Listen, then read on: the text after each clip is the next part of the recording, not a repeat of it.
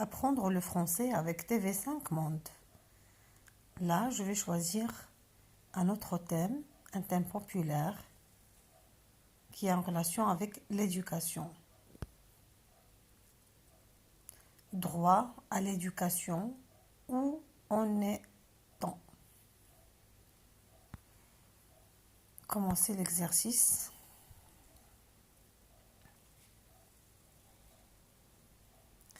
Tous les enfants ont le droit d'aller à l'école. Cette infographie vous informe sur la réalité de ce droit dans le monde. Écoutez et faites correspondre les images au texte. Commencez. Je vais tout d'abord commencer la vidéo. L'ambiance est de retour dans bon nombre de cours de récréation dans le monde, mais tous les enfants n'ont pas accès aux salles de classe. Même s'il y a du progrès sur le nombre de garçons et filles scolarisés, le tableau est encore noir. Un enfant sur 5 sur Terre fréquente partiellement ou ne fréquente pas du tout l'école. Résultat, chaque année, 617 millions d'entre eux n'apprennent pas suffisamment les principes de base de la lecture ou du calcul. La pauvreté est le plus grand obstacle à l'éducation. Dans les zones les plus déshéritées, il y a 5 fois plus de risques de ne pas bénéficier d'un enseignement primaire. L'Agence des Nations Unies pour l'éducation affirme que si tous les jeunes achevaient leurs études secondaires, cela aboutirait à diminuer de moitié le nombre de personnes pauvres dans le monde. On attend toujours des progrès concernant la parité. Les 2/3 des analphabètes dans le monde sont des femmes. Les jeunes Afghanes, empêchés récemment par les talibans d'aller en cours, viendront grossir cette triste statistique. De la Syrie à l'Ukraine, en passant par le Nord Kivu, les théâtres de guerre sont bien sûr des freins à l'éducation. 27 millions d'enfants vivant dans ces zones de conflit ne sont pas scolarisés. Ou alors loin de chez eux. Cette semaine, 20 000 Ukrainiens ont fait leur entrée des classes en France. La France, d'ailleurs, est-elle une bonne élève? Dans le classement des meilleurs pays pour les taux de scolarisation, elle se trouve loin derrière le trio de tête, à savoir le Canada, Singapour et le Royaume-Uni, qui scolarisent près de 99% de leur population. Derrière la Géorgie, derrière l'Iran ou encore la Malaisie, la France est 16e. La Belgique est 27e de ce classement et les États-Unis sont 96e. Comme quoi, pour cette rentrée encore, il n'y a pas que les plus pauvres qui doivent revoir leur copie. Bon, on va lire le texte. Il existe un classement des pays en fonction de la scolarisation. On va chercher l'image qui correspond à ce texte-là. Il existe un classement des pays en fonction de la scolarisation. Je vais voir. Voilà. Donc, on va lier ce texte à cette image. La pauvreté est un obstacle à l'éducation. Ce texte va avec cette image. La parité, le même nombre de garçons et de filles, n'est pas respecté dans l'accès à l'école.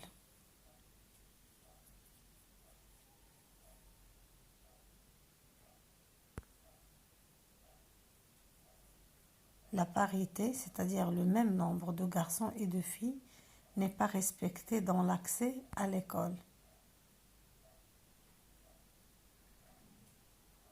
Je pense que c'est là. On va voir après. Tous les enfants ne peuvent pas aller à l'école.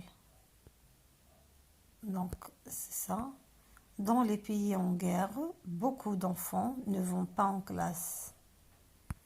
On va voir. Voilà, donc c'est tout juste. 5 sur 5 bonnes réponses. On va à l'étape suivante. Les consignes. Une infographie contient souvent beaucoup de chiffres.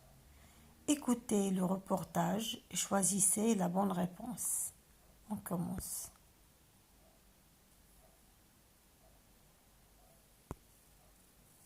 L'ambiance est de retour dans bon nombre de cours de récréation dans le monde, mais tous les enfants n'ont pas accès aux salles de classe. Même s'il y a du progrès sur le nombre de garçons et filles scolarisés, le tableau est encore noir. Un enfant sur 5 sur Terre fréquente partiellement ou ne fréquente pas du tout l'école. Résultat, chaque année, 617 millions d'entre eux n'apprennent pas suffisamment les principes de base. 617 millions. Voilà. 617 millions d'enfants. Moi, je regarde la vidéo et je réponds en même temps. Ont des difficultés en lecture et en calcul. Voilà, je continue. Base de la lecture ou du calcul. La pauvreté est le plus grand obstacle à l'éducation. Dans les zones les plus déshéritées, il y a 5 fois plus de risques de ne pas bénéficier d'un enseignement primaire. L'Agence des Nations Unies pour l'éducation affirme que si tous les jeunes achevaient leurs études secondaires, cela aboutirait à diminuer de moitié le nombre de personnes pauvres dans le monde. On attend toujours des progrès concernant la parité. Les 2/3 des analphabètes dans le monde sont des femmes. Les jeunes Afghanes, empêchés récemment par les talibans d'aller en cours, viendront grossir cette triste statistique. De la Syrie à l'Ukraine, en passant par le Nord Kivu, les théâtres de guerre sont bien sûr des freins à l'éducation. 27 millions d'enfants vivant dans ces zones de... Voilà, 27 millions d'enfants. 27 millions d'enfants vivent dans des pays en guerre et ne vont pas à l'école ou sont déplacés. Conflits ne sont pas scolarisés ou alors loin de chez eux. Cette semaine, 20 000 Ukrainiens ont fait leur entrée des classes en France. Ukrainiens. 20 000 enfants ukrainiens vont à l'école en France. La France, d'ailleurs, est-elle une bonne élève? Dans le classement des meilleurs pays pour les taux de scolarisation, elle se trouve loin derrière le trio de tête, à savoir... Le Canada, c'est le premier. Voilà. Dans le classement des pays, en fonction de la scolarisation, le Canada est le numéro 1. Le Canada, Singapour et le Royaume-Uni qui scolarisent près de 99% de leur population. Derrière la Géorgie, derrière l'Iran ou encore la Malaisie, la France est 16e. La Belgique est 27e de ce classement. 27e, voilà. La Belgique est à la 27e. Les États-Unis sont 96e. 96e, les États-Unis sont à la 96e place. Voilà. Ah, 27 000 enfants vivent dans des pays en guerre et ne vont pas à l'école. C'est faux, ça.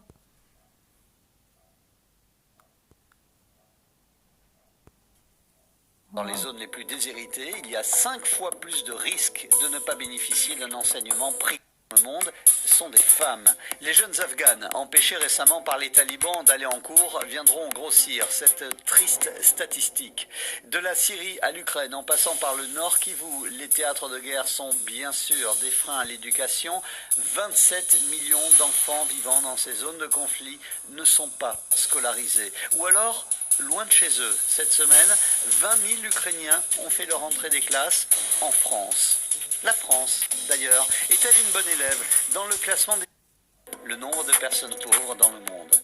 On attend toujours des progrès. Je cherche la bonne réponse parce qu'il y a ici 27 millions. Concernant la parité, les 2/3 des analphabètes dans le monde sont des femmes. Les jeunes Afghanes, empêchés récemment par les talibans d'aller en cours, viendront grossir cette triste statistique. De la Syrie à l'Ukraine, en passant par le Nord Kivu, les théâtres de guerre sont bien sûr des freins à l'éducation. 27 millions d'enfants vivant dans ces zones de conflit ne sont pas scolarisés. Ou alors... loin de chez eux. Cette semaine, 20 000 Ukrainiens ont fait leur entrée des classes en France. La France, d'ailleurs, est-elle une bonne élève dans le classement des meilleurs pays? Ah, 27 millions. Moi, j'ai saisi ici 27 000. 27 millions, voilà. On passe à l'étape, troisième étape. Quels sont les problèmes du manque de scolarisation? Écoutez le reportage et cliquez sur les informations vraies. Quels sont les problèmes du manque de scolarisation? D'accord, on commence. Oui. La pauvreté est le plus important obstacle pour pouvoir aller à l'école. Oui, c'est un obstacle parmi d'autres. L'ambiance est de retour dans Voilà, bon ils nombre ont de cours. parlé du... Dans les zones les plus Voilà, déshéritées, c'est ça. dans les zones les plus déshéritées, il y a 5 fois plus de risques de ne pas bénéficier d'un enseignement primaire. L'Agence des Nations Unies pour l'éducation affirme que si tous les jeunes achevaient leurs études secondaires, cela aboutirait. 7 millions d'entre eux n'apprennent pas suffisamment les principes de base de la lecture ou du calcul. La pauvreté est le plus grand obstacle à l'éducation. Dans les zones les plus déshéritées, il y a 5 fois... Oui, la pauvreté est le plus important obstacle pour aller à l'école. Je dirais oui.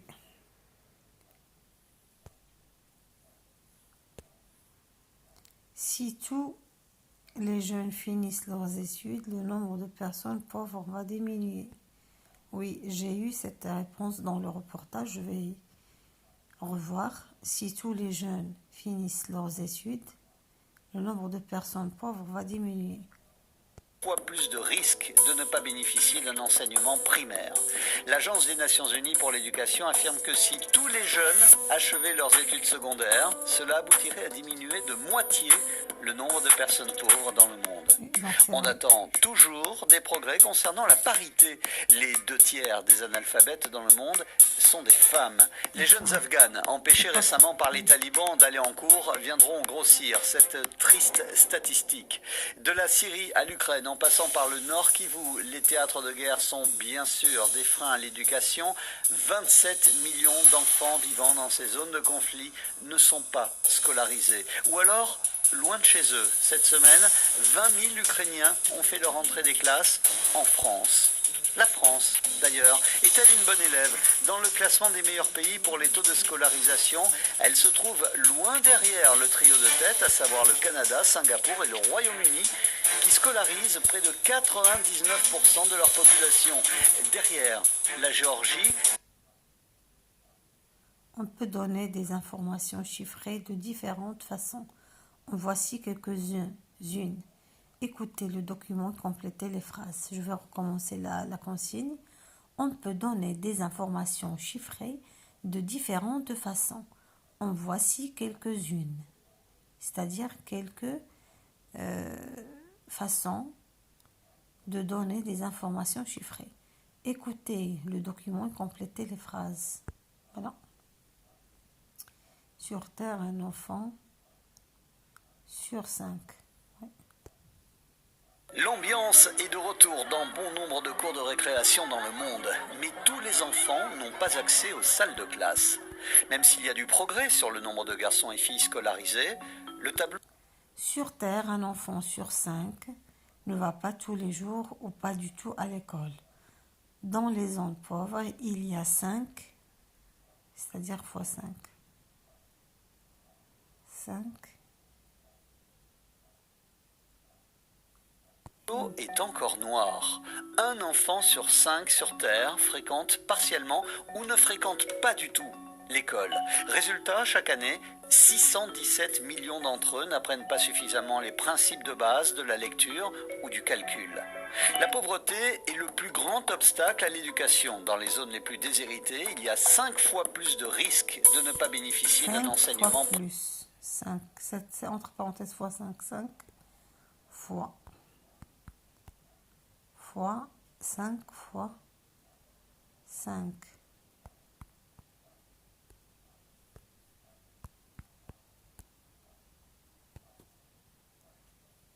Risque de ne pas aller à l'école. Dans le monde, les 2/3. Primaire. L'Agence des Nations Unies pour l'éducation affirme que si tous les jeunes achevaient leurs études secondaires, cela aboutirait à diminuer de moitié le nombre de personnes pauvres dans le monde. On attend toujours des progrès concernant la parité. Les 2/3 des analphabètes dans le... Les 2/3.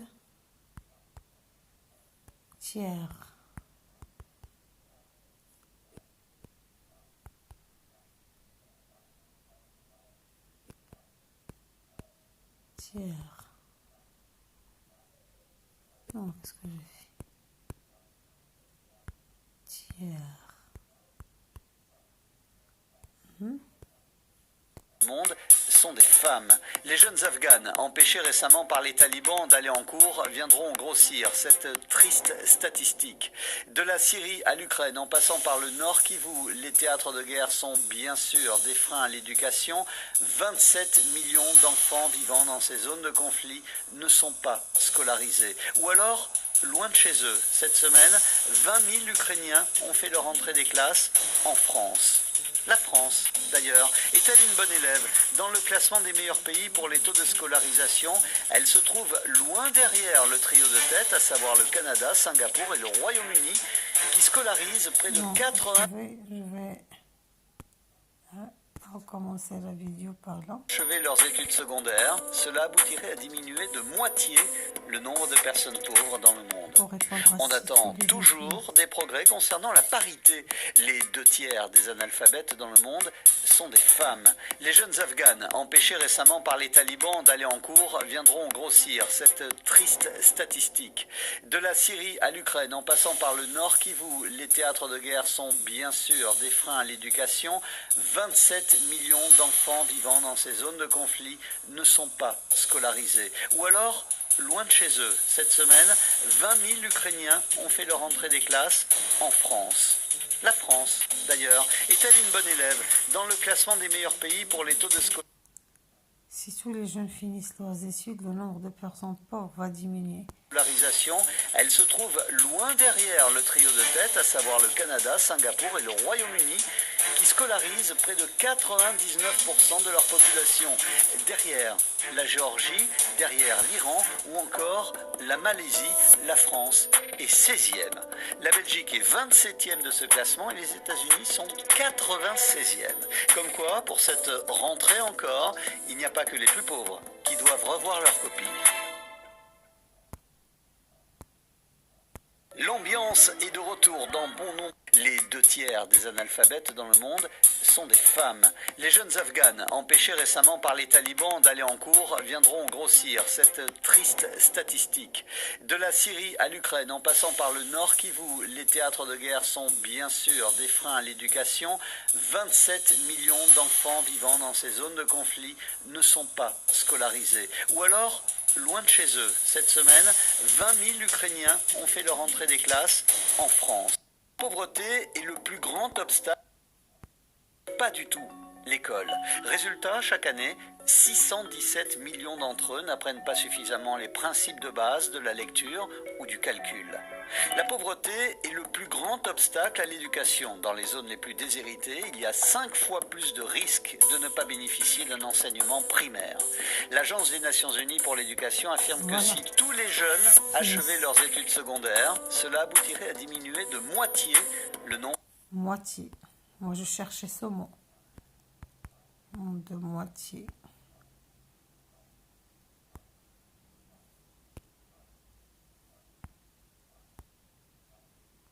Voilà. De personnes pauvres dans le monde. On attend toujours des progrès concernant la parité. Les 2/3 des analphabètes dans le monde sont des femmes. Les jeunes Afghanes, empêchés récemment par les talibans d'aller en cours, viendront grossir cette triste statistique. De la Syrie à l'Ukraine, en passant par le Nord Kivu, les théâtres de guerre sont bien sûr des freins à l'éducation. 27 millions d'enfants vivant dans ces zones de conflit ne sont pas scolarisés. Ou alors... Au Canada, à Singapour et au Royaume-Uni, 99%. Or, loin de chez eux, cette semaine, 20 000 Ukrainiens ont fait leur entrée des classes en France. La France, d'ailleurs, est-elle une bonne élève? Dans le classement des meilleurs pays pour les taux de scolarisation, elle se trouve loin derrière le trio de tête, à savoir le Canada, Singapour et le Royaume-Uni, qui scolarisent près de 99% de leur population. 99% ici pour 100. Voilà. Derrière la Géorgie, derrière l'Iran ou encore la Malaisie, la France est 16e. La Belgique. Voilà. Et 16e. Je vais voir. Voilà. valide. Il y a une mauvaise réponse ou j'ai mis la mauvaise réponse 5. Pourquoi? Ah, j'ai pas bien entendu. Fois 5. Dans les ondes. 27e de ce classement et les États-Unis sont 96e. Comme sur le nombre de garçons et filles scolarisés, le tableau est encore noir. Un enfant sur 5 sur Terre fréquente partiellement ou ne fréquente pas du tout l'école. Résultat, chaque année, 617 millions d'entre eux n'apprennent pas suffisamment les principes de base de la lecture ou du calcul. La pauvreté est le plus grand obstacle à l'éducation. Dans les zones les plus déshéritées, il y a 5 fois plus de risques de ne pas bénéficier. Pas 5. Fois plus. Plus. Voilà, je valide. Ça y est, 9 bonnes réponses. Je crois que j'ai terminé. Oui, bravo. C'est bon pour cet exercice. Alors, à très bientôt.